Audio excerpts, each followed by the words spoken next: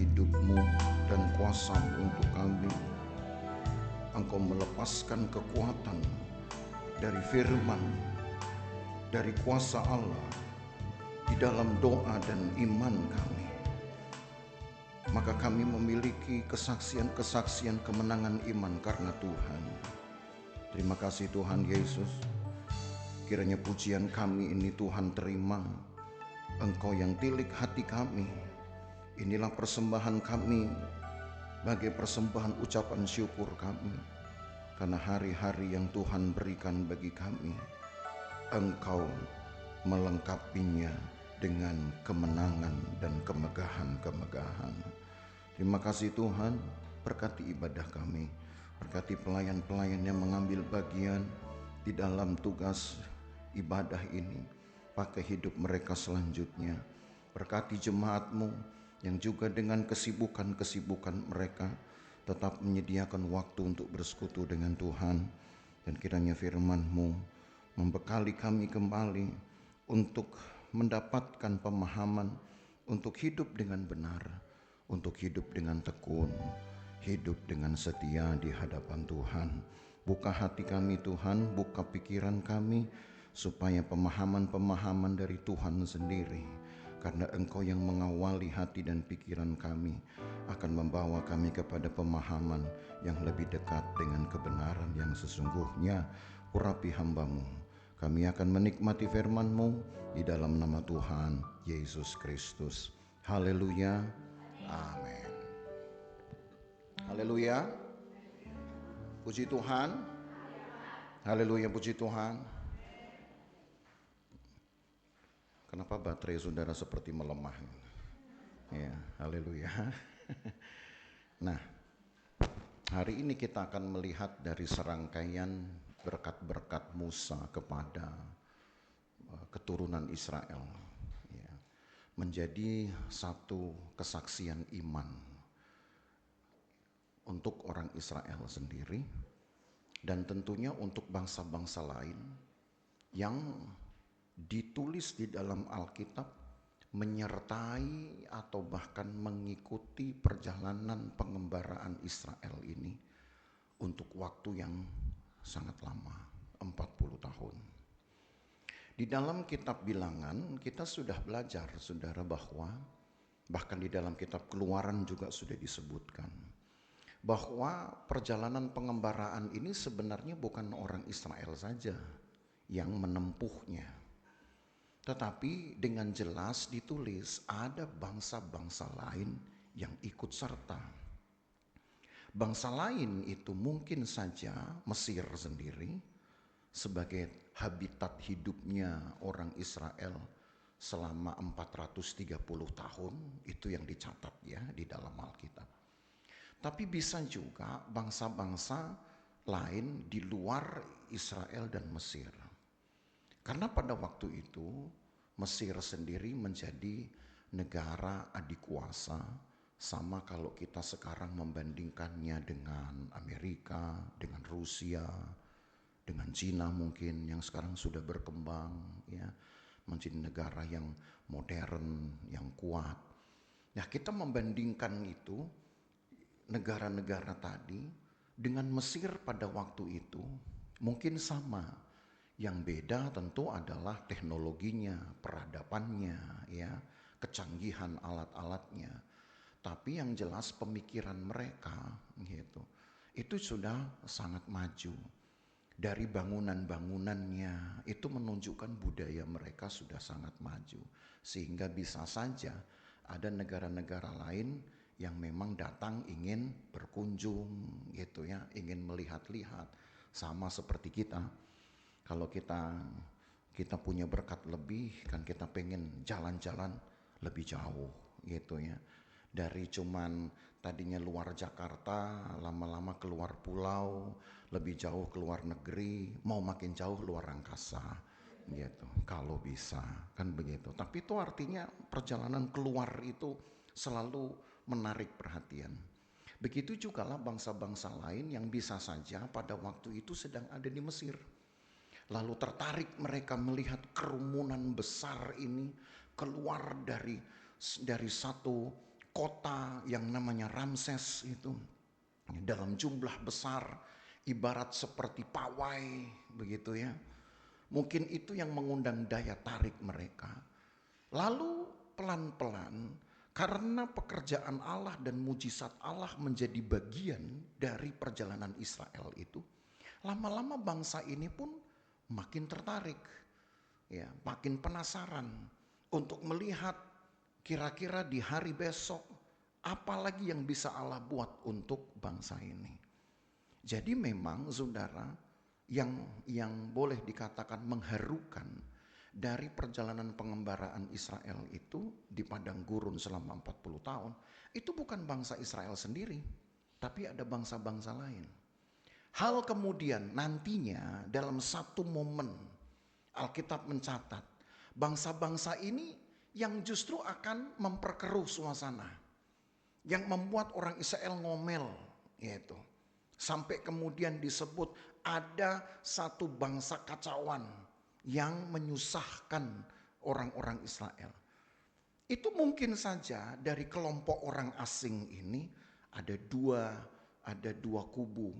Ada yang mungkin tetap ingin menyertai perjalanan Israel sambil juga memahami perjalanan demi perjalanan. Ada yang mungkin juga kesal hati. Kenapa perjalanan ini penuh dengan kesusahan semata. Tapi apapun itu saudara ya, sebenarnya yang saya lihat, Allah mengizinkan bangsa-bangsa lain ini turut serta di dalam perjalanan itu, di dalam pengembaraan itu, sebenarnya untuk menjadi ruang kesaksian dari pekerjaan Tuhan di dalam kehidupan umatnya. Kalau hanya di antara orang Israel sendiri, maka kesaksian itu ibarat seperti terkungkung dia, terbungkus dia, hanya di kalangan umat Tuhan.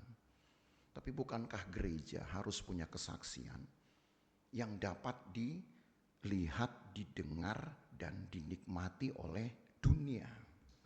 Disitulah justru kekuatan dari kekristenan atau bahkan nilai dari iman Kristen teruji.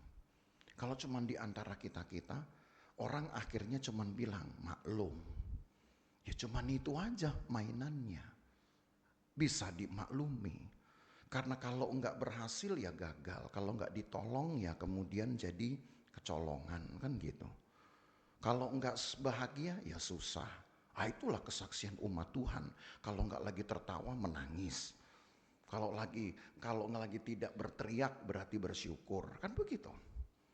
Tapi beda kalau ada telinga, ada mata dari dunia luar yang tidak berasal dari kelompok gereja yang kemudian dapat mengikuti kesaksian dari umat Tuhan, menilainya.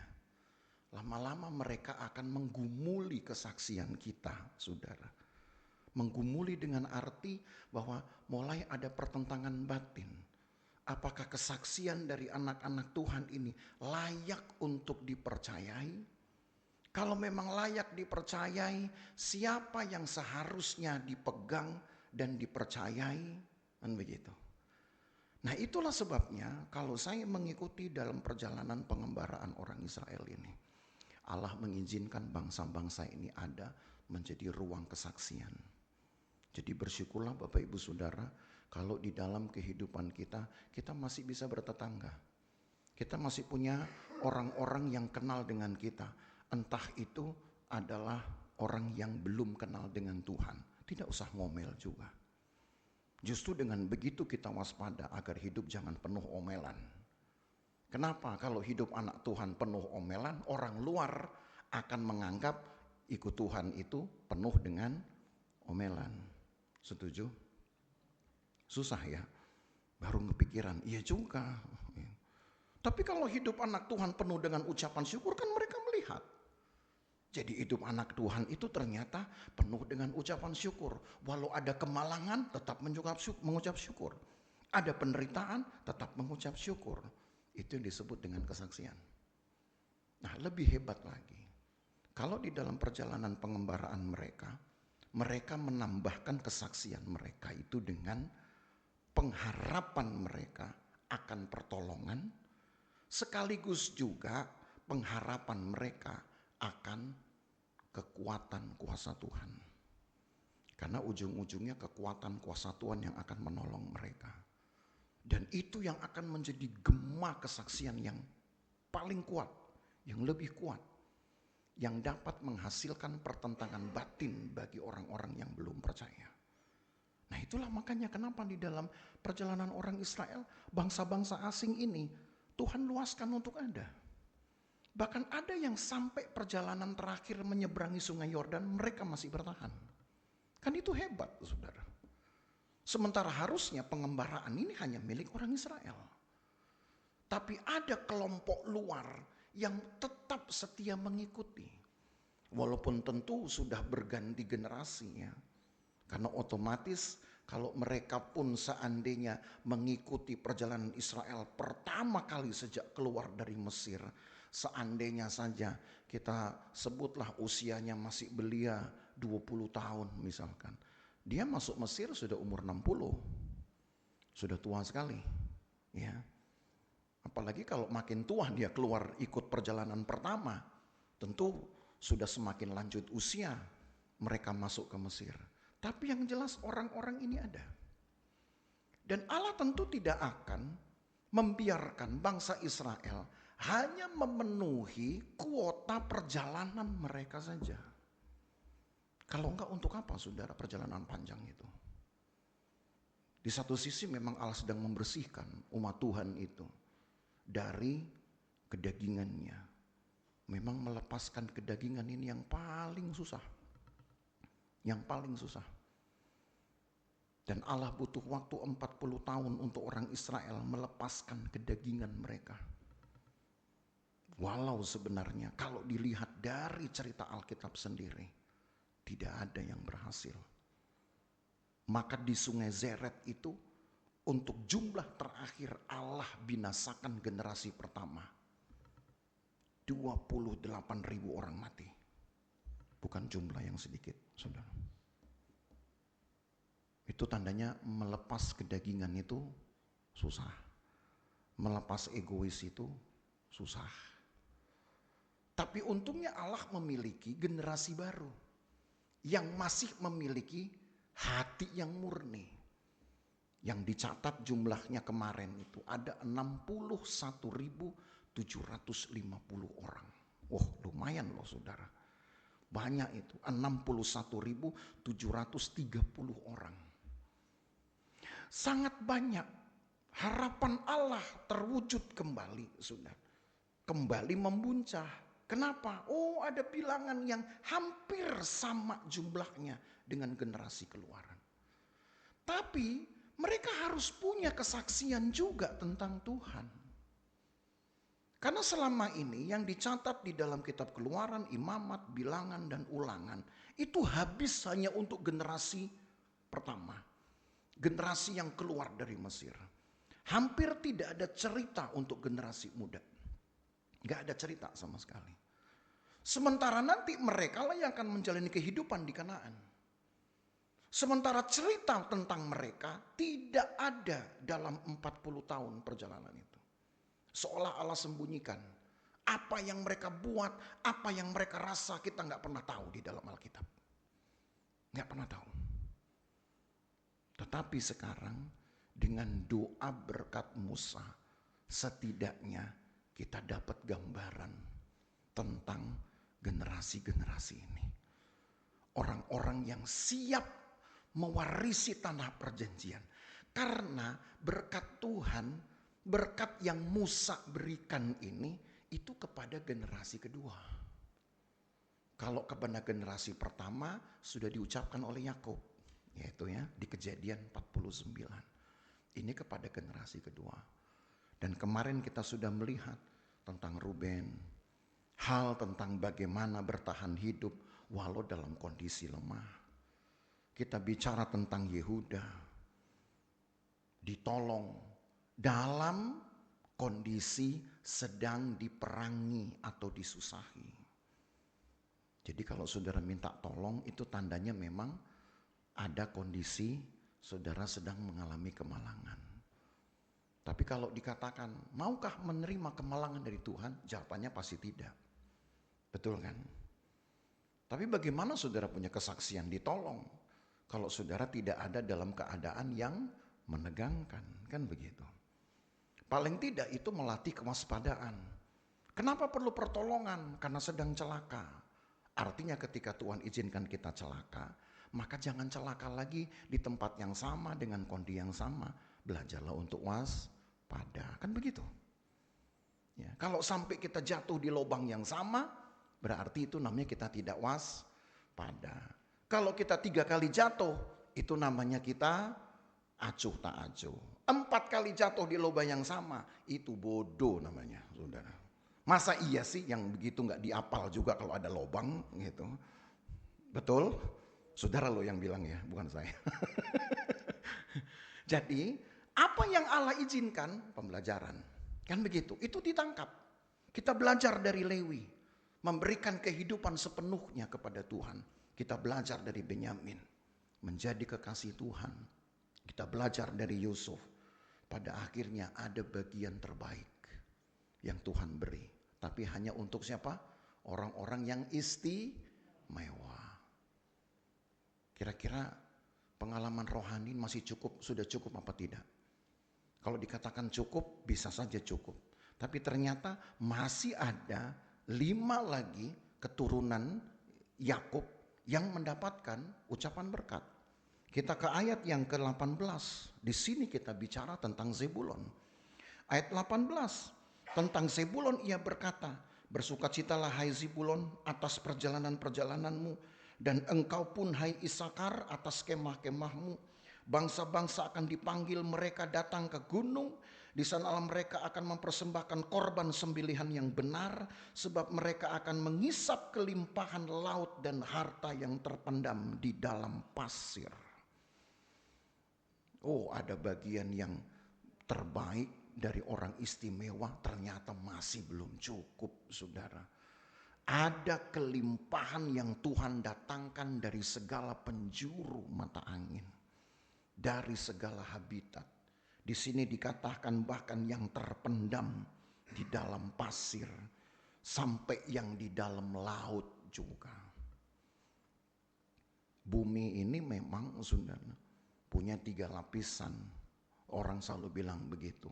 Lapisan di atas udara yang terbungkus di terbungkus di atmosfer. Lapisan kedua tanah yang kita pijak. Lapisan ketiga itu air. Bahkan satu penemuan yang kemarin sempat saya lihat di Geographic Channel, saudara, bahwa ternyata di kedalaman 600 kilo lebih di bawah kita. 600 kilo itu kalau saya ukur-ukur sama jaraknya dari sini ke kota Solo atau ke kota Sragen. Saudara tahu nggak kota Sragen? Nggak tahu, lihat peta nanti. Ya, itu. Solo lah, kalau Solo kan terkenal. Gitu. Jauh lagi. Jakarta, Solo gitu ya. Itu sebenarnya masih 500-an. Itu kalau seandainya dari jarak kita balik begini, tingginya itu, tinggi sekali. Jadi di dalam bumi, perut bumi, di jarak 600 kilo lebih, katanya ada kandungan air dalam bentuk kristal. Tidak cair dia. Dalam bentuk kristal artinya hampir sama seperti es batu atau bahkan lebih lembut seperti gel. Gitu.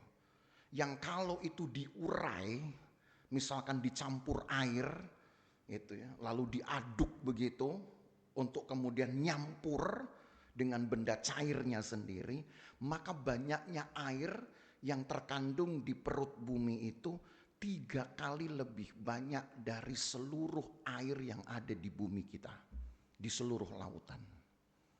Itu kata dari channel National Geographic. Coba itu. Jadi jangan-jangan waktu air bah itu Tuhan simpen ke situ airnya. Gitu. Jangan-jangan kan ya. Jadi bumi ini gak akan kekurangan air sebetulnya. Hanya siapa yang mau menyedot itu dari jarak 600 km, saudara. Kalau 600 meter aja kita udah susah, kadang pipanya bisa patah-patah, apalagi 600 km. Jadi itu lapisan ketiga. Bumi kita ini masih tebal sekali. Tetapi rupanya di bagian yang paling bawah di bumi itu, Allah simpan kekayaan-kekayaan yang akan menghidupi anak Tuhan. Cadangan berkat anak Tuhan itu banyak. Tapi kadang anak Tuhan selalu merasa kurang banyak. Kenapa kurang banyak?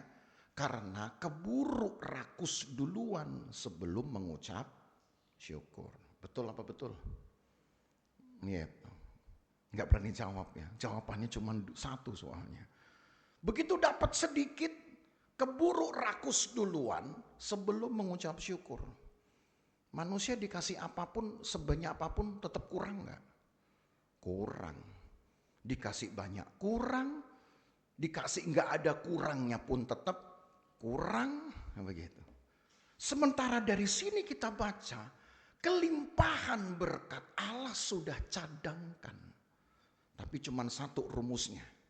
Apa rumusnya? Ayat awal. Bersukacitalah hai Zebulon atas perjalanan-perjalananmu, dan engkau pun hai Isakar atas kemahmu. Bangsa-bangsa akan dipanggil mereka datang ke gunung. Di sanalah mereka akan mempersembahkan korban sembelihan yang benar. Mau diberkati? Mau enggak? Berikan korban sembelihan saudara juga dengan benar. Berikan persembahan saudara dengan benar. Mau diberkati? Mau. Mau berikan persembahan? Jadi lemah ya. Udah. Mau diberkati? Mau yang satunya?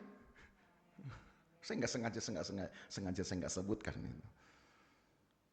Seringkali kita menganggap bahwa apa yang menjadi kewajiban-kewajiban anak Tuhan seperti korban-korban, persembahan-persembahan menyusahkan. Padahal sebetulnya enggak dilakukan, kita malah menyusahkan Tuhan. Gitu.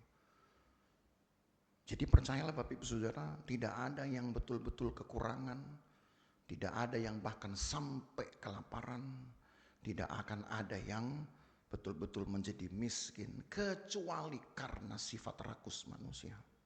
Pegang itu. Tapi kalau hidup kita jalin dengan baik, penuh ucapan syukur, kita memenuhi kebutuhan kita apa adanya, Allah pelihara. Pasti akan ada kelebihan-kelebihannya. Yang penting lakukan kewajiban kita sebagai anak Tuhan. Beri kepada Tuhan apa yang wajib engkau beri kepada Tuhan. Nanti sisanya Tuhan yang balik memberi kepada saudara apa yang perlu untuk kehidupanmu. Udah itu aja. Sisanya kita yang akan buat perubahan. Allah nggak akan buat perubahan, saudara. Sisanya justru kita yang akan buat perubahan. Allah nggak akan. Allah tetap pada satu prinsip. Cari dulu kerajaan Allah, semua ditambahkan. Nggak ada perubahan. Yang bikin perubahan kan kita. Makin kikir kita, hidup kita bermasalah. Makin sayang diri kita, hidup kita bermasalah. Ingat itu saudara, Allah gak akan buat perubahan apa-apa. Kan dari kitab Kejian kita sudah belajar.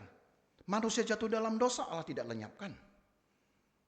Bahkan Habil dibunuh, Kain juga tidak dibunuh. Allah tidak pernah buat perubahan. Hidup tetap Allah jamin. Pendosa, pembunuh Allah pelihara. Coba bayangin tuh. Siapa yang bikin perubahan? Manusia. Allah nggak bikin perubahan, cuman Allah tetapkan satu. Nanti di akhir zaman ada penghakiman, selesai.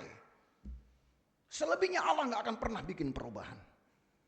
Jatuh, aku tunggu sampai bangun. Nggak bisa bangun, aku datang, aku selamatkan. Ada perubahan yang Allah buat? Nggak ada. Tapi siapa yang kemudian berani mengubah nasib manusia? Kita sendiri. Jadi kalau saudara ingin hidupmu berubah, ubah pendirian hidup saudara. Ubah cara saudara mengiring Tuhan. Itu saja. Yang berikutnya. Tentang Gad ayat 20. Terpujilah dia yang memberi kelapangan kepada Gad. Seperti singa betina ia diam dan menerkam lengan, bahkan batu kepala. Ia memilih bagian yang terutama. Sebab di sanalah tersimpan bagian panglima. Ia datang kepada para kepala bangsa itu, dilakukannya kebenaran Tuhan serta penghukuman-penghukumannya bersama dengan orang Israel. Artinya kalau seseorang mau melakukan kebenaran, Allah akan berikan semacam reward bagian dari seorang panglima. Ini sama kayak Yusuf sebenarnya, yaitu bagian terbaik dari orang-orang istimewa. Sekarang dilengkapi lagi oleh Gad, bagian panglima, atau ini juga kita bisa berikan bagian yang terbaik juga. Tapi bagi orang-orang yang melakukan kebenaran Tuhan. Apalagi yang kurang sudah. Berkat-berkat kepada keturunan Yakub ini sebenarnya mengajar kita saudara untuk mengikis iman kita, membersihkan iman kita dengan mengikis kedagingan kita. Sebelum iman itu akan menjadi iman universal. Menjadi iman yang dapat diteladani oleh orang. Itu saya sebut iman universal. Iman kita menjadi patronnya. Oh begini loh iman yang sehat itu. Begini loh iman yang proporsional itu. Begini loh iman yang benar. Bukan cuman iman slogan. Tahu iman slogan? Contohnya kebersihan adalah sebagian dari iman. Itu kan iman slogan. Apalagi percayalah kepada Tuhan, maka Dia kemudian akan mendekat kepadamu. Jadi yang diminta itu kepercayaan karena kita lagi butuh. Kan begitu. Hati-hati. Iman Kristen itu bukan iman slogan. Ucapkan pengakuan iman, saya percaya Tuhan kita, Allah kita itu esa. Itu imannya orang Israel di zaman itu, slogan. Iman saudara harus menjadi iman yang dihidupi. Dan orang lain pun tertarik juga menghidupinya. Supaya mereka punya pengalaman-pengalaman rohani sama seperti kita. Dan inilah caranya kita melakukannya. Asyer, saya langsung ke Asyer, ayat 24. Tentang Asyer ia berkata, diberkatilah Asyer di antara anak-anak lelaki. Biarlah ia disukai oleh saudara-saudaranya. Dan biarlah ia mencelupkan kakinya ke dalam minyak. Biarlah dari besi dan dari tembaga palang pintumu. Selama umurmu kiranya kekuatanmu. Awet hidup. Panjang umur. Suka dengan panjang umur? Walaupun ada orang tua yang pernah bilang ke saya, kalau bisa saya jangan sampai tua banget. Katanya, kenapa? Kalau tua banget takut saya nyusahin orang. Ya. Sebab kalau sudah usia tua kadang-kadang orang lain jadi capek karena saya. Saya bilang Tuhan tahulah. Tuhan tahu isi hati Bapak, saya bilang. Kalau memang itu kerinduan, itu permintaan, pasti Tuhan akan buat sedemikian rupa. Ada orang itu sekarang saudara, umur 89, hampir 90 tahun, tapi masih gagah. Masih bisa mimpin perusahaan. Tuh serius ini. Masih mimpin perusahaan, 90 tahun. Dia bilang harusnya saya udah pensiun ini Han. Tapi ya sudahlah Om. Kan itu tadi doa Om minta dari tahun-tahun yang lalu. Saya pengen katanya kalau saya mati itu langsung saya mati di tempat aja, nggak usah dibawa-bawa biar orang nggak repot. Nah, gitu. Ada yang berdoa mungkin begitu, tapi itu kan misteri kehidupan saudara. Yang jelas hidup manusia begitu. Ketika dulu muda, mungkin dengan kegagahannya sama seperti Asyer ini. Tetap kekuatannya walaupun sudah lanjut umur. Kalau anak muda kegagahannya ada di sepatu roda. Begitu sudah tua kursi roda kan gitu. Tetap ada rodanya gitu ya. Enak yang mana saudara? Ya enak yang kursi roda, didorong. Kalau sepatu roda, ngedorong sendiri sama badannya. Jadi orang tua itu enak sebetulnya. Apa ngomong didengar gitu. Yang gak enak itu apa? Orang tua pernah bilang sama saya takut kalau saya ditinggalin katanya. Saya takut kalau anak-anak saya pergi diam-diam. Oh jangan takut, kalau sudah memang ada yang pergi diam-diam, telepon saya temenin, saya bilang. Jadi orang tua yang merasa takut kalau anaknya diam-diam meninggalkan, datang ke gereja. Banyak teman di situ, saudara. Asal saudara betah aja ditemenin. Itu aja. Kekuatannya tidak hilang. Tapi ada nggak syaratnya? Celupkan kakimu ke dalam minyak. Artinya bahwa kehidupan kita, perjalanan hidup kita harus tetap bersih. Perkataan dijaga, hidup dijaga, kaki dijaga. Jangan seperti nanti templakan Paulus kepada orang-orang Israel di Roma. Kakimu itu selalu mengarah kepada kematian. Jalan hidupmu selalu mengarah kepada lubang kubur katanya. Kaki kita arahkanlah kepada kebenaran supaya nanti anak-anak kita melihat, oh jalan hidup yang benar seperti ini, yang menyenangkan seperti ini, yang bahagia seperti ini. Itu baru kita bilang kehidupan yang sesuai kehendak Allah. Kehidupan yang menjalani menggumuli iman yang sesungguhnya. Jadi gak slogan doang sudah. Ada yang saudara buat. Iman itu bukan permintaan dan pengakuan. Iman itu perbuatan. Paham ya? Jadi bukan klaim-klaiman ini. Iman itu tandanya ada pernyataan dari kepercayaan saya. Bukan. Iman itu perbuat dulu. Bukan soal klaim, bukan soal slogan, pernyataan, rekam. Nanti kemudian diposting, ini pengakuan iman saya. Nggak laku itu. Itu bisa disetting, sudah itu sandiwara.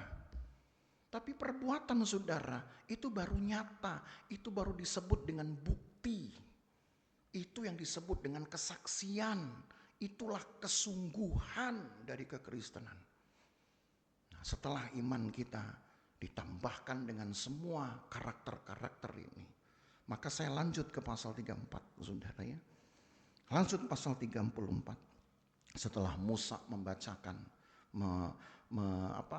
memperdengarkan berkat-berkatnya, kita ke 34 kitab Ulangan ayat 1. Naiklah Musa dari dataran Moab ke atas gunung Nebo, yakni ke atas puncak Pisga yang di tentangan Yeriko.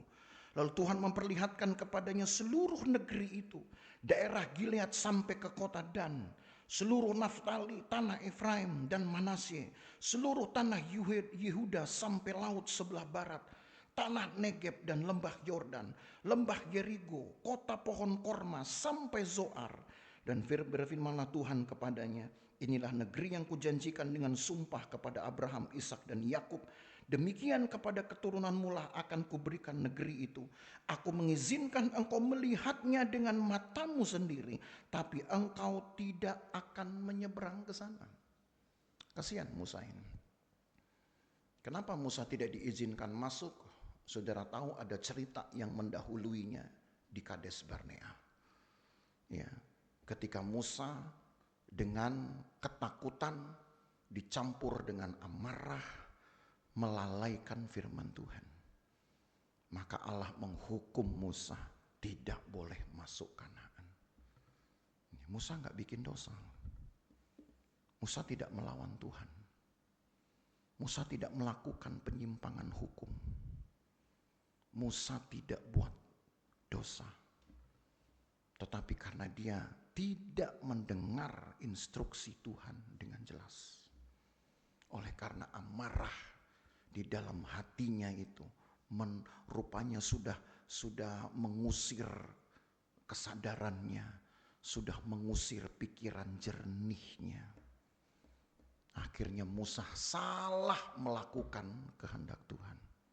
Cuman itu doang. Tapi dia tidak berbuat dosa. Dia tidak melawan Allah. Makanya betul kan ayat yang Kalau tidak salah 2 minggu lalu saya berikan kepada saudara. Orang benar hampir-hampir tidak selamat. 1 Petrus pasal 4 ayat 18. Ingat baik-baik ayat itu. Orang benar hampir-hampir tidak selamat. Musa salah satunya. Tapi untung Allah tetap bisa menerima Musa. Karena Musa tetap diberikan tempat yang khusus. Tempatnya tersendiri. Di tempatnya Allah, di hati Allah, walau dia tidak masuk ke Kanaan. Tetap namanya salah, saudara. Mau dosa putih kayak orang bilang. Kan orang yang bilang tuh di dalam Alkitab sih nggak ada itu dosa putih, dosa abu-abu, dosa hitam. Ada hitam 80%, ada hitam 100%, kan ada itu kalau di komputer tuh. Mau dosa apapun, dosa tetap dosa. Gitu. Musa ini kalau sekalipun kita sebut nggak dosa hitam, tetap karena dia tidak mendengar instruksi Tuhan, Allah hukum. Hukumannya ya merugikan juga sih. Di mana merugikannya? 40 tahun dia pimpin bangsa ini tapi dia nggak nyampe di tujuan. Tapi untungnya dia masih ada di tempatnya Tuhan. Maka Tuhan bilang, sudah kamu naik aja ke Gunung Pisgah itu. Tempatmu di sana sudah. Aku sudah sediakan tempat yang khusus antara engkau dan aku. Tapi engkau kuizinkan untuk melihat tempat yang nanti akan menjadi habitat dari bangsamu ini. Bahkan hebatnya kalau saudara baca tadi mulai ayat yang ketiga, ayat yang kedua. Tuhan sudah menyebut beberapa wilayah-wilayah di Kanaan itu dengan nama-nama suku Israel. Coba saudara lihat dari ayat yang kedua. Seluruh Naftali, tanah Efraim, Manasye, seluruh tanah Yehuda sampai laut barat. Kenapa Tuhan sudah sebutkan? Sementara mereka belum nyebrang, pembagian-pembagian tanah belum dilakukan. Nanti kalau di minggu depan kita masuk kitab Yosua, saudara. Saudara baru akan tahu pembagian-pembagian tanah itu baru dilakukan setelah orang Israel berdiam di Kanaan di tahun kelimanya. Baru dibagi.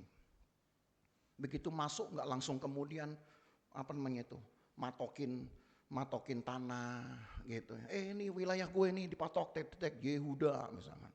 Batas sebelah sana Isakar. Enggak. Pembagian-pembagian itu baru dilakukan nanti oleh Yosua setelah orang Israel tinggal di Kanaan 5 tahun. Tapi di sini belum lagi orang Israel nyebrang, Musa udah tahu mana yang bagian Efraim, mana bagian Manasye dari jauh. Ketika saya naik di puncak Pisgah ini, saudara, saya naik ke tempat yang mereka sebut ini tempat Musa terakhir melihat barisan orang Israel. Entah mungkin cara Musa memandang di zaman itu lebih baik dari cara saya memandang atau spot saya yang salah. Tapi ketika saya coba untuk cari mana spot yang paling enak untuk memandang tempat itu, nggak nemu. Karena saya berapa tempat itu di puncak Pisgah itu kan keliling, saudara. Ada semacam kayak dataran. Kita bisa mau selfie juga boleh. Cuman selalu tertutup dengan awan. Awan yang akan menutup beberapa kilometer dari hamparan padang belantara ini. Jadi tempat di mana orang Israel berbaris itu susah sekali untuk saya lihat. Saya pikir-pikir gimana cara Musa bisa ngelihatnya. Karena itu jauh sekali, saudara. Dari puncak Pisgah itu. Enggak berarti puncak Pisgah itu sekian ribu meter sehingga kita bisa lihat bawah itu dengan jelas. Enggak juga. Saya pikir mungkin cara mandang orang dulu dengan orang sekarang beda. Gitu. Mau udah pakai teropong, pakai kamera, kita zoom gitu ya. Tetap aja enggak dapat. Selalu ada halangan itu dari awan-awan yang menutupi hamparan sepanjang padang pengembaraan itu, Semenanjung Sinai. Tapi yang jelas dari ayat ini, Walau Musa tidak masuk tanah itu, Musa sudah bisa melihat dari jauh, bahkan secara detail mana yang akan menjadi bagian dari suku-suku Israel. Paling tidak Musa nggak mati penasaran. Iya kan? Gara-gara Tuhan bilang, Musa maaf you nggak masuk tanah Kanaan. Ya Tuhan, ngertiin dikit kek, 40 tahun saya pimpin. Gitu. Takutnya ntar Musa mati penasaran begitu ya. Kenapa gua nggak masuk? Kenapa gua nggak masuk? Gitu. Tapi Tuhan kasih izin Musa lihat itu. Bahkan dengan detail batas tanah yang nanti 5 tahun ke depan akan dibagikan kepada suku-suku Israel. Tandanya saudara, Musa tetap mendapatkan perhatian Allah, tetap mendapatkan juga berkatnya tersendiri. Tapi kalau ada salahnya mau sekecil apapun tetap Tuhan hukum. Maka hati-hati jadi anak Tuhan. Jangan nanti saudara pikir, oh saya kan pelayan. Kalau saya bikin dosa dikit Tuhan cincai pasti. Emang ada hukum itu di Alkitab saudara? Emang saudara bosnya Tuhan apa? Kalau saudara bisa ngajak Tuhan, cincai dikit, saya kan pelayan, apalagi saya pelayan mimbar, bikin dosa dikit, Tuhan, ngertilah itu. Tuhan gak bisa diajak berpolitik, saudara. Kalau dunia bisa begitu. Itu supaya saudara belajar. Kesalahan sekecil apapun tetap Tuhan hukum, Tuhan berikan hukuman. Ada memang berkatnya, iya. Musa diberikan penghiburan, iya. Tapi ada juga punishment-nya. Hukumannya apa? Nggak boleh masuk tanah Kanaan. Maka hati-hati, orang benar itu memang belum tentu selamat. Maka kalau bayangkan kalau ada yang bilang sekali selamat tetap selamat, kan ngaco betul jadinya. Karena 1 Petrus 4 ayat 18 dengan jelas bilang orang benar belum tentu selamat. Saudara orang benar apa enggak? Saya enggak, saya bukan orang benar, saya orang Sunda Pak Gem misalkan gitu. Saya orang Batak, bukan sukunya yang saya permasalahkan, tetapi iman kita, hidup rohani kita. Maka ketika Musa disuruh naik dan dikasih lihat, bahkan dengan detail dia bisa melihat batas tanah yang nanti 5 tahun kemudian baru akan dibagi. Itu sudah menjadi penghiburan. Belum lagi kemudian ayat 5, saya tambahkan, lalu matilah Musa hamba Tuhan itu di sana di tanah Moab sesuai dengan firman Tuhan, dan dikuburkannya lah dia di satu lembah di tanah Moab di tentangan Bet Peor, dan tidak ada orang yang tahu kuburnya sampai hari ini. Tuh. Musa berumur 120 tahun ketika ia mati, matanya belum kabur dan kekuatannya belum hilang. Sama seperti yang berkat kepada Asyar dia dapat. 120 tahun kekuatannya belum hilang dan matanya pun belum kabur. Tapi oleh karena penentuan Tuhan, dia harus mengakhiri hidupnya di Gunung Pisgah, matinya dikubur Allah sendiri. Kenapa saya bilang begitu? Matinya dikubur semua oleh Tuhan sendiri.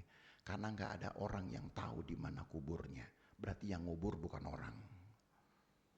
Betul apa betul? Tuhan yang nguburnya. Spesial gak itu? Saya kadang-kadang mikir gitu, boleh gak ya saya minta gitu Tuhan? Jangan orang yang ngubur saya. Jangan istri saya juga yang ngubur saya. Yang ngubur saya Tuhan sendiri. Gitu. Cuman gimana ya? Untuk bisa membuat Tuhan yang mengubur saya sendiri, harus seperti apa hidup saya? Gitu. Seolah-olah saya menjadi orang yang paling spesial. Tuhan, harus Tuhan sendiri yang kubur. Lalu Tuhan bilang, emang lu siapa? Gitu. Minta gue yang ngubur. Udah suruh orang lain kubur, suruh keluarga kubur. Ini bukan orang sembarangan loh saudara. Sementara pemimpin Israel ada 12. Belum lagi ditambah dengan Yosua penggantinya. Bisa Yosua orang kepercayaan untuk mengubur Musa. Kenapa? Karena selama 40 tahun kemana Musa pergi Yosua ngikut terus. Alkitab bilang Yosua gak pernah mengalihkan pandangannya dari Musa. Kemanapun Musa pergi Yosua ikut. Kecuali ketika Musa mati Yosua gak boleh ikut. Gak boleh ada yang tahu kuburnya. Allah simpan itu saudara. Spesial kan ini? Spesial. maka orang yang menggantikannya pun spesial. Karena di ayat yang ke-8 ditulis, orang Israel menangisi Musa di dataran Moab 30 hari lamanya. Ini perkabungan yang paling lama dalam tradisi. Kalah orang Manado dan orang Batak. Ya, orang Manado nangisin mayat mungkin bisa 7-8 hari. Orang Batak bisa 2 minggu, saudara. Orang Makassar mungkin juga sama. Tapi gak ada yang nangisin mayat 30 hari kayak orang Israel. Kenapa gak ada? Mahal. Nangisin 30 hari. Siapa yang ngurusin makannya, ngurusin akomodasinya, mahal. Makanya kalau orang mati nangis gak usah lama-lama. Saudaranya berat di ongkos. Ini 30 hari. Tapi ini menunjukkan begitu dicintainya Musa. Coba terus ayat berikutnya. Maka berakhirlah hari-hari tangis perkabungan karena Musa itu. Yosua bin Nun penuh dengan roh kebijaksanaan. Sebab Musa telah meletakkan tangannya ke atasnya. Sebab itu orang Israel mendengarkan dia dan melakukan seperti yang diperintahkan Tuhan kepada Musa. Musa orang spesial. Matinya pun Allah sendiri yang kemudian melakukan prosesinya. Yosua pun orang yang spesial. Karena hanya dengan penumpangan tangan Musa, ayat ini berkata, maka penuhlah Yosua dengan roh kebijaksanaan. Saya mau tanya, Bapak Ibu Saudara perhatikan betul-betul. Supaya jangan salah pengajaran. Apakah kebijaksanaan, roh kebijaksanaan ini datang serta merta karena penumpangan tangan? Seolah-olah dari penumpangan tangan itu tertransferlah semua kekayaan spiritual. Karena tumpang tangan bisa bernubuat. Karena tumpang tangan bisa menyembuhkan orang. Karena tumpang tangan mungkin bisa membangkitkan orang mati. Lama-lama orang jualin itu tumpang tangan nanti. Ada jet pump saya mati nih, Pak Gem. Boleh nggak tumpang tangan? Tumpang tangan dalam nama Tuhan, jet pump nyala misalkan. Kalau saudara makin nyeleneh, Pak Gem, gas saya udah habis nih. Boleh nggak tumpang tangan biar ngisi sendiri? Cari toko gas, saudara, isi di sana. Hati-hati. Saya nggak percaya karena penumpangan tangan mendadak kemudian muncul yang disebut dengan roh kebijaksanaan. Kan ayat ini begitu seolah-olah. Coba baca lagi.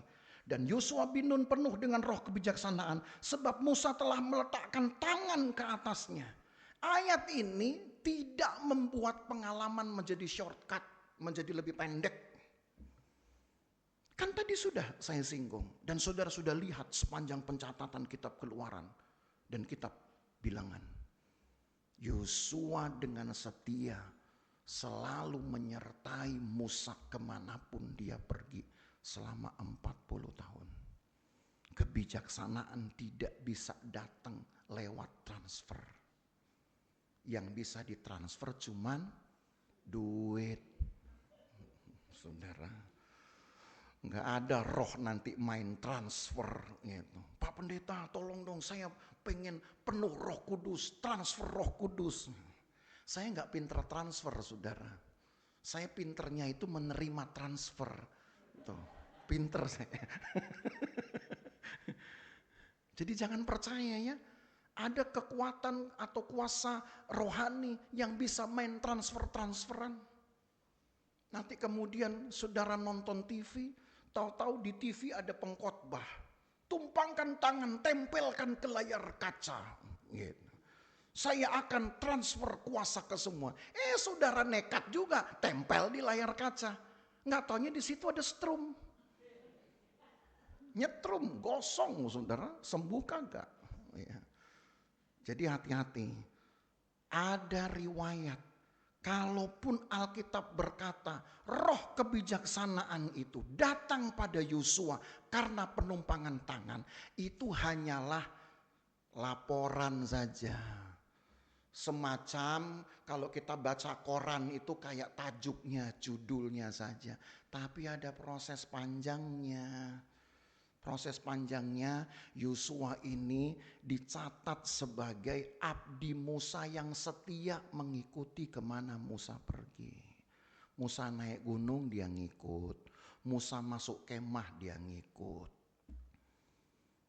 Jadi kalau saudara mendapat roh kebijaksanaan, jadilah pengikut Tuhan dengan setia, saudara. Apapun yang saudara alami, tetap ikut Tuhan. Maka saudara akan dapat kebijaksanaan itu. Dan ini bukan satu pengalaman yang dibayar hanya dalam waktu singkat. Dibayar, boleh dikatakan hampir dari seluruh hidup Yosua sendiri. Alkitab mencatat Yosua hidup 85 tahun. 40 tahun dia habiskan untuk mengikut Musa. Separuh dari hidupnya. Separuhnya kemana? Ya, dia habiskan dulu dari masa kecilnya dong. Tumbuh dulu besar. Paling tidak sampai ABG saja perlu 20 tahun, saudara.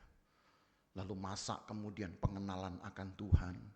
Tapi separuh dari hidup Yosua, dia berikan itu untuk menjadi abdi Musa. Berapa tahun yang bisa saudara beri untuk Tuhan? Waduh, saya apalagi ikut Tuhan, menjadi anak Tuhan, sudah di usia senja. Makin dikit dong waktu saya. Kalau sudah tahu makin dikit, maka makin kuatlah saudara mengiring Tuhan. Tapi sebaliknya, ada mungkin orang-orang muda berkata, oh masih banyak usia saya. Siapa bilang saudara? Ada orang masih muda tahu-tahu mati. Matinya langsung dililit sama lakban kuning. Tuh. Mau yang kayak begitu tuh. Gitu. Di sini kan baru-baru saja tuh 1 bulan lalu. Rame itu di Lokasari ini, di belakang. Sebelum di bak-bak sampah. Ditutupin koran. Saya pikir apa? Saya pikir kayak daging-daging apa. Nggak taunya orang manusia itu di situ. Mati. Orang mati di sini kan sering sudah. Maka hati-hati. Karena hidup kita ini rawan betul dengan bahaya. Tapi kalau seluruh hidup saudara, entah saudara masuk iman di usia tua, entah saudara masuk iman masih muda, tapi belajar untuk mulai memberikan hidup saudara. Anggap itu sisa hidupmu, berikan itu sampai tuntas hanya untuk Tuhan. Gak ada lagi nikmatnya di luar Tuhan. Gak ada lagi saudara.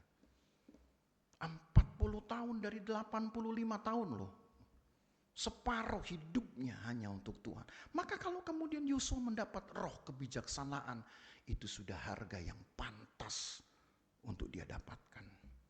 Dan kebijaksanaan ini bukan hanya sekedar dia menjadi orang yang arif dalam perkataan, menjadi arif di dalam keputusan-keputusannya, tapi dia menjadi berkat bagi orang Israel. Nanti kita lihat di dalam kitab Yosua, ya. Pasal demi pasal lagi, saudara, kita urutin lagi. Yosua bisa membentuk sebuah pola ibadah yang di zaman Musa masih gagal dia lakukan. Tapi di zaman Yosua sudah mulai terbentuk apa yang disebut dengan tata ibadah. Bahkan ibadah keluarga terbentuk di zaman itu, di zaman Yosua. Karena ini. Nah, ini bukan perjalanan panjang. Di dalam Alkitab juga diceritakan. Saya kan orangnya sangat concern ya dengan angka-angka. Gitu. Setiap kali saya menemukan angka-angka di dalam Alkitab, saya selalu telusuri ini angka dari mana dan angka ini mau bicara apa. Setelah Adam jatuh dalam dosa, maka dibutuhkan waktu sekitar 689 tahun paling tidak. Sebelum munculnya ada semangat dari orang saleh yang mulai intim dengan Tuhan.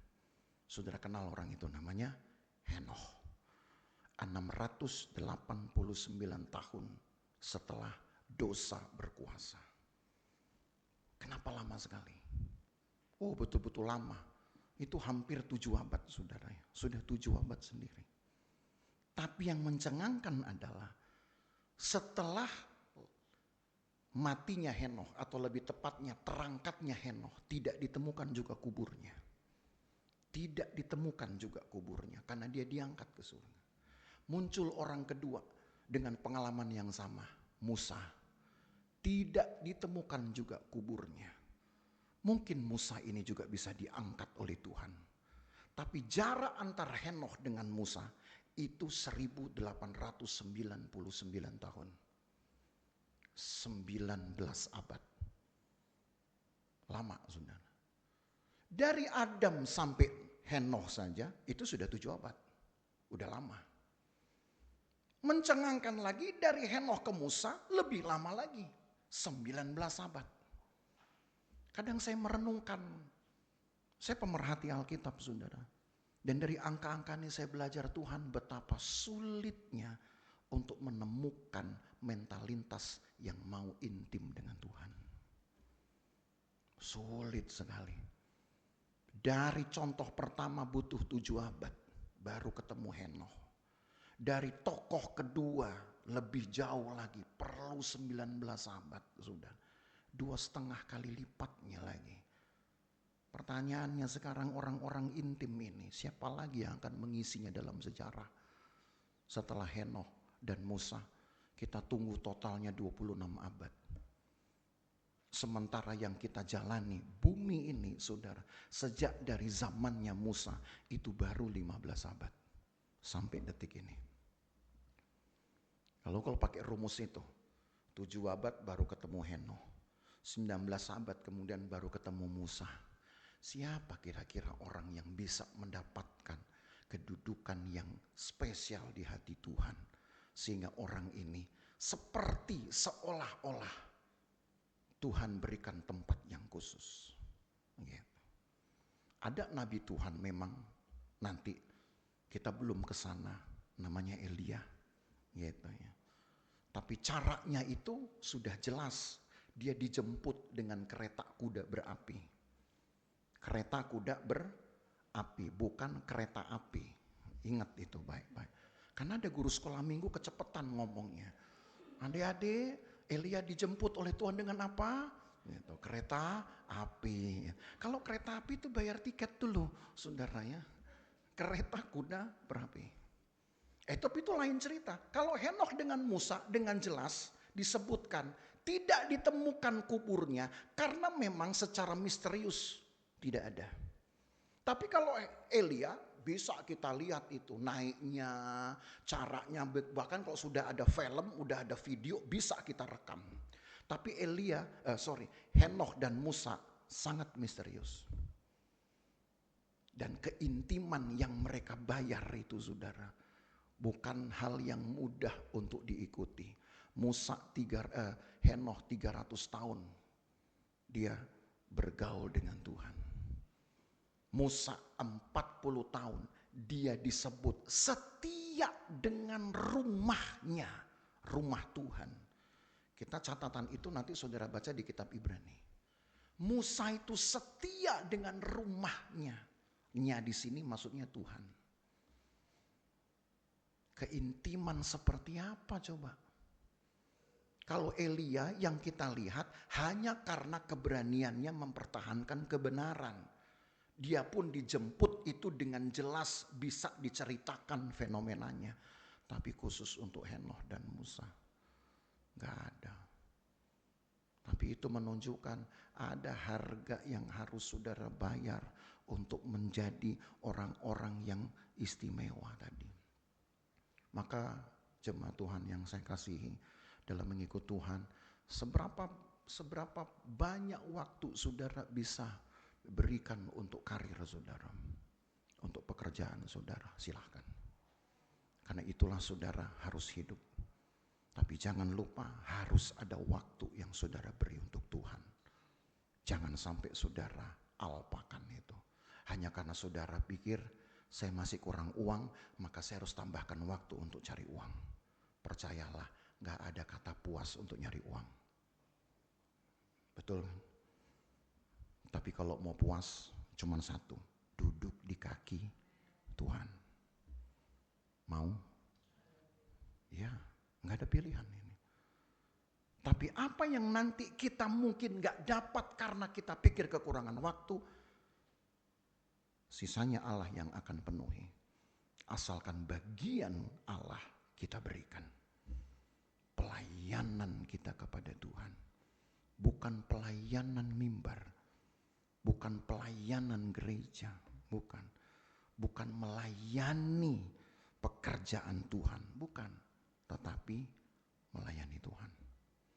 Supaya hidup kita, saudara, mendapatkan tempat yang selayaknya. Karena apa yang Allah lakukan pertama ketika menciptakan manusia. Alkitab berkata Allah ada di antara mereka. Tiap pagi Allah kunjungi Adam dan Hawa sebelum jatuh dalam dosa. Bahkan ketika mereka sudah berbuat dosa, Alkitab pun mencatat Allah tetap kunjungi mereka. Allah kunjungi loh mereka walaupun mereka sudah jatuh dalam dosa. Allah bertanya, "Hai Adam, di manakah engkau?" Adam pikir dia sedang main petak umpet kali. "Tuhan, saya sedang sembunyi." Tuhan bilang, "Ya aku tahu kau sembunyi. Tapi aku tanya itu supaya engkau nongol bilang, ini Tuhan, aku memang salah. Ini Tuhan, aku memang lemah." Kejujuran yang Tuhan minta. Karena Tuhan maha tahu. Gak usah kita ngaku dia tahu. Tapi yang dia butuh pengakuan. Kalau Allah sudah sedemikian menyertai hidup manusia. Dalam keadaan berdosa pun dia tetap cari kita. Pertanyaannya, usaha kita apa untuk Tuhan? Apa usaha saudara untuk Tuhan? Gumuli itu saudara. Jangan saudara bilang, aduh usaha saya itu sedang mencari masa depan. Usaha saya konsentrasi untuk dapat menjamin masa depan anak-anak saya. Nanti saudara akan seperti Salomo. Salomo bilang, apapun usaha kita di bawah kolong langit itu seperti usaha menjaring angin katanya. Capek sendiri. Maka kalau saudara capek, rasa kurang, maka yang bisa mengisi, yang bisa memenuhkan entah itu ketenteraman saudara, memenuhkan kebahagiaan saudara, yang bisa mengisi dan memenuhkan ketenangan hidup saudara, itu cuma duduk di kaki Tuhan. Gak ada lagi yang bisa menggantikan itu. Kalau Henoh bisa, Musa bisa, harusnya kita bisa. Cuman pertanyaannya, perlu berapa lama Allah menunggunya? Ya, 7 abad, 19 abad, kita di mana saudara? Kiranya jemaat di GPD Ilusufan ini menjadi orang yang dapat dituai Tuhan karena sudah mulai mengusahakan keintiman dengan Tuhan. Jangan pernah berkata, saya habis waktu untuk kerja, saya habis waktu untuk cari uang. Gak ada habisnya itu saudara. Ya, gak ada habisnya. Tapi kalau saudara bilang, saya juga menghabiskan waktu untuk di rumah Tuhan. Nah itu cakep tuh. Selebihnya apa yang kurang Allah tambahkan. Tapi kalau saudara sudah habis semua dan untuk Tuhan pun saudara sudah habis, siapa yang mau menambahkannya? Siapa yang mau menambahkannya? Saudara hanya akan terikat nanti dengan orang lain. Terikat lagi dengan hutang. Gak selesai. Saudara. Tuhan dipermuliakan saudara. Mau berjuang untuk itu. Supaya iman saudara dapat diteladani. Itu yang disebut dengan universalitas iman. Iman kita menjadi patron. Orang lain lihat kehidupan iman kita. Baru mereka penasaran. Orang ini kok bisa ya. Walaupun lagi paceklik, tenang. Walaupun lagi dirugiin orang, diperangi orang, tenang. Kan orang penasaran, saudara. Bikin orang penasaran, itu yang paling benar. Jangan sampai saudara yang mati penasaran, itu nggak benar. Gitu loh. Haleluya. Mau ikut Tuhan dengan setia? Mau berikan kepada Tuhan bagian yang harus Tuhan dapat dari hidup saudara? Allah tetap cari manusia berdosa. Jangan sampai kita merasa kita sudah aman, maka Tuhan gak perlu kita cari. Saudara. Kalau ada waktu Allah bisa cari kita, sediakan waktu saudara untuk cari Tuhan. Disitulah saudara akan punya pengalaman iman dan orang lain akan lihat itu. Mari kita berdiri, Tuhan berkati kita. Kita nyanyi satu pujian, Yesus memegangku dengan tangan kanannya. Ku tidak takut sebab kau besertaku. Ku tidak bimbang sebab engkau Allahku. Ku tidak takut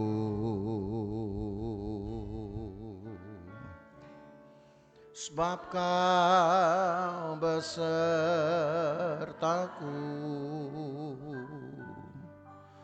Ku tidak bimbang, sebab Engkau Allahku. Engkau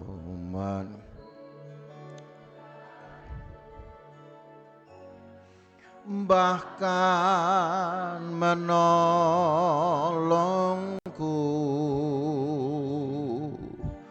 Kau batu karangku, Yesus Tuhan. Yesus memegangku dengan tangan kananmu. Yesus memberiku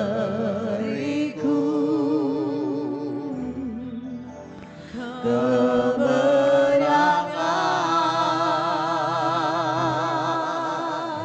Yesus memegangku dengan tangan kananmu. Yesus memberiku kemenangan. Lagi dari ku tidak takut, ku tidak takut, sebab Kau besertaku.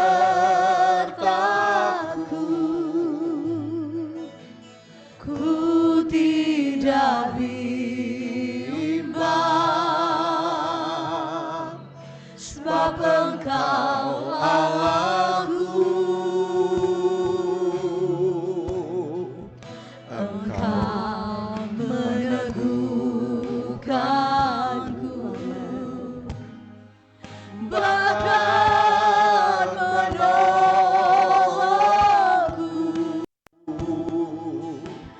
Kau batu karangku, Yesus Tuhan.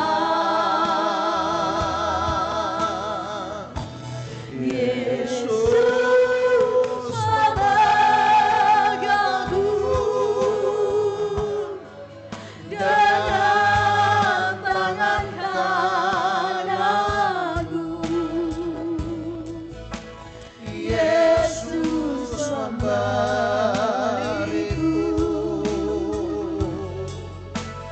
kemenangan.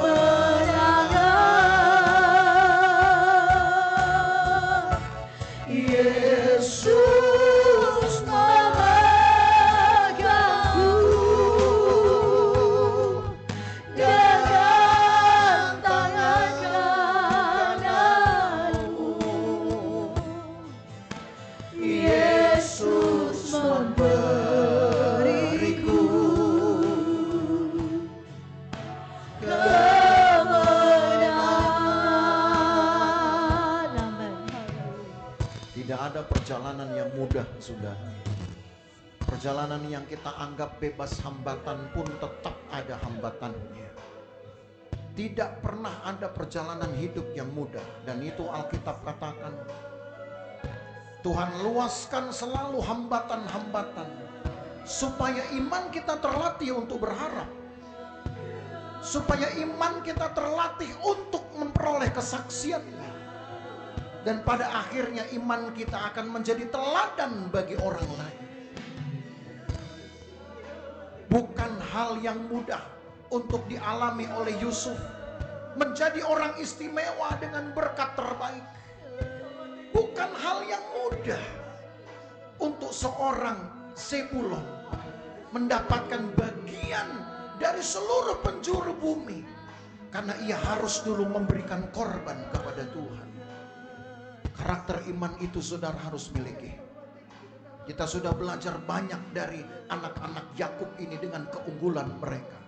Miliki itu, maka iman saudara adalah iman yang akan menyelamatkan engkau.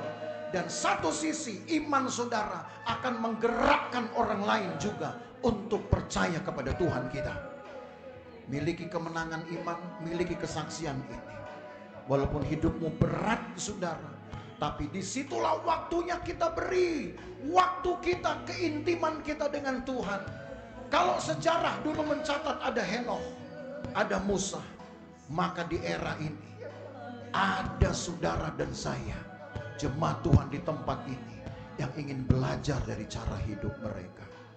Allah pasti bersama kita. Dia Immanuel. Allah pasti pegang tangan saudara. Dia Immanuel. Tapi maukah saudara juga pegang tangan Tuhan? Itu akan menentukan hidup saudara. Yesus memegangku dengan tangan kanannya. Yesus memberiku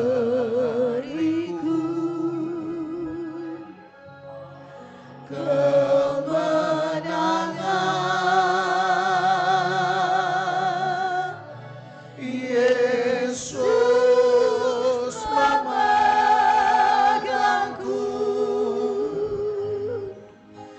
dengan tangan kananmu.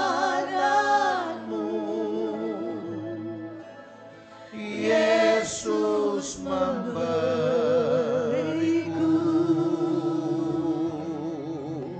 kemenangan. Lagi Yesus memegangku. Yesus memegangku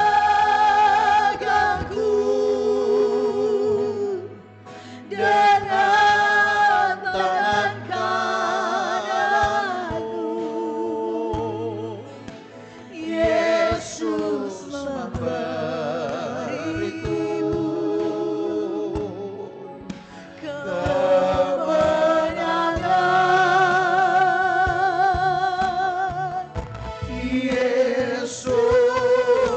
memegangku dengan tangan kananmu. Yesus memberiku kemenangan. Inilah kami Tuhan. Pegangi hidup kami. Kunjungi, datangi kami Tuhan. Ubah hidup kami, jamah kami. Kami ingin pengalaman-pengalaman orang-orang saleh di masa lalu kami alami juga. Karena kami yakin apa yang menjadi kesaksian hidup mereka bukan hanya sekedar cerita, tapi teladan hidup yang harus kami capai. Teladan hidup yang harus juga kami lakukan, kami lalui. Tolong umat-Mu Tuhan, tolong umat-Mu. Kami ingin hidup kami benar-benar menjadi kesenangan Tuhan. Supaya iman kami dapat menghidupkan orang lain. Iman kami menjadi kesaksian dan teladan iman bagi orang lain. Itulah tandanya kekristenan kami hidup. Kekristenan kami hidup. Tuhan, pakailah umat-Mu dimanapun mereka berada dan dalam keadaan apapun mereka. Tuhan, kuatkan dan teguhkan hati mereka. Terima kasih Tuhan Yesus. Besertalah Engkau dengan kami semua, dengan umat-Mu ini. Hari-hari kami, pekerjaan kami, aktivitas kami, Tuhan, dahului itu dengan penyertaan Tuhan, dahului itu dengan perlindungan Tuhan, dan Tuhan akhiri itu dengan berkat, Tuhan akhiri itu dengan kesejahteraan, Tuhan akhiri itu dengan ketenteraman dan kebahagiaan. Kiranya Engkau yang ada di awal dan di akhir dari kehidupan kami, aktivitas kami hari-hari. Kami pulang sebentar, Tuhan jagai kami di jalan. Jauhkan dari segala celaka perbuatan jahat orang lain. Pelihara kami, seisi rumah, anak-anak mereka Tuhan jagai. Sehat-sehatkan kami selalu ya Tuhan. Dan gerakkan kami untuk melakukan kehendak Allah. Lebih sering, lebih banyak. Karena dari situlah sumber kehidupan. Terima kasih banyak Tuhan. Rekan-rekan kami yang tidak hadir Tuhan, Tuhan juga jagai, Tuhan sertai. Apapun yang menghambat mereka, Tuhan kiranya bantu, Tuhan tolong. Berikan jalan keluar kalau mereka membutuhkannya. Berikan kesembuhan kalau mereka membutuhkannya. Nyatakan mujizat kalau mereka membutuhkannya Tuhan. Supaya hidup mereka punya kesaksian. Berkatilah persembahan-persembahan umat-Mu, persepuluhan-persepuluhan mereka, korban-korban lainnya Tuhan berkati. Apa yang mereka lakukan karena mereka cinta akan firman-Mu, maka Tuhan pun akan melakukan bagian-Mu sebagaimana firman Tuhan mengatakannya. Maka Bapak Ibu Saudara sekalian, pulang dengan membawa berkat dari Allah Bapa, kasih sayang dalam persekutuan dengan anaknya Yesus Kristus, penyertaan dari Roh Kudus sendiri tinggal bersama kita dari hari ini sampai selama-lamanya. Dan berkat ini kita terima di dalam nama Tuhan Yesus Kristus. Segala kemuliaan hanya bagi Tuhan. Segala hormat pujian hanya bagi Tuhan.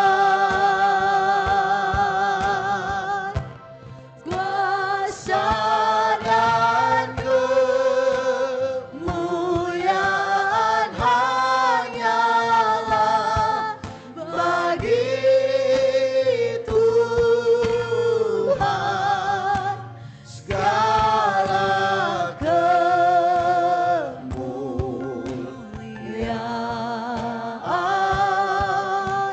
keagungan,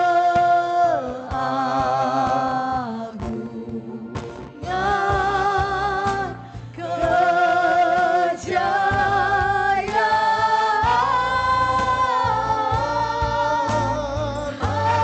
hanya bagi Tuhan.